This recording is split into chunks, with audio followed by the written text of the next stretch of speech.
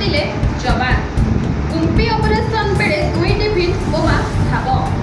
କୋଟଗଡ଼ ଲାଚେରୀ ସଂରକ୍ଷିତ ଜଙ୍ଗଲରୁ ଟିଫିନ୍ ବୋମା ଉଦ୍ଧାର ହୋଇଛି। ସିଆର୍ପି ଏବଂ ଓସିଜି ଯବାନ କରୁଥିଲେ କୁମ୍ପି ଅପରେସନ। ଆପକୁ ଝଟକା। ଶିକ୍ଷାମନ୍ତ୍ରୀ ଆତିଶଙ୍କ ସମନ। ବିଜେପି ମୁଖ୍ୟମନ୍ତ୍ରୀ ପ୍ରବଣ ଶଙ୍କର କପୁରଙ୍କ ଦ୍ୱାରା ଦାଖଲ ହୋଇଥିବା ମାନହାନି ମାମଲାରେ କୋର୍ଟଙ୍କ ସମନ। ଜୁନ୍ 29ରେ ହାଜର ହେବାକୁ ନିର୍ଦ୍ଦେଶ ଦେଇଛି। ଶ୍ରୀ ଜଗନ୍ନାଥ ସଂସ୍କୃତି ବିଶ୍ୱବିଦ୍ୟାଳୟ ଉପଶାସ୍ତ୍ର ପରୀକ୍ଷା ଫଳ ପ୍ରତିଶତ 89.83%ରେ ଛାତ୍ରଛାତ୍ରୀ ଉନ୍ନତ। ବାଲୁକା ଶିଳ୍ପୀ ସୁଦର୍ଶନ ପଟ୍ଟନାୟକ ଗୁରୁତରରେ ଅସୁସ୍ଥ। ଭୁବନେଶ୍ୱରର ଏକ ଘରୋଇ ହସ୍ପିଟାଲରେ ଭର୍ତ୍ତି।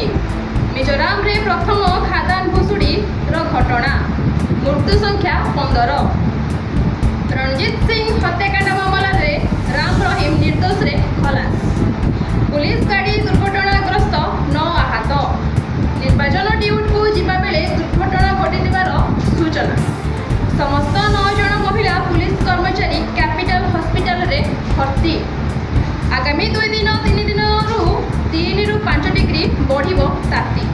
ସୂଚନା ଦେଲେ ଆଞ୍ଚଳିକ ପାଣିପାଗ ବିଭାଗ କେନ୍ଦ୍ର ନିର୍ଦ୍ଦେଶିକା। 5 ଦିନ ଯାଏ ହେଡ୍ୱାର୍ଡରେ ପ୍ରଭାବ ରହିବ ନେଇ ପାଣିପାଗ ବିଭାଗରୁ ସୂଚନା। କିଛି ଦିନ ସ୍ଥାନେ କାଳବୈଶାଖୀ ବର୍ଷା ଆକଳନ। 4 ଦିନ ଭିତରେ କେରଳ ଛୁଇଁବ ଦକ୍ଷିଣ ପଶ୍ଚିମ ମୌସୁମୀର ବାୟୁ।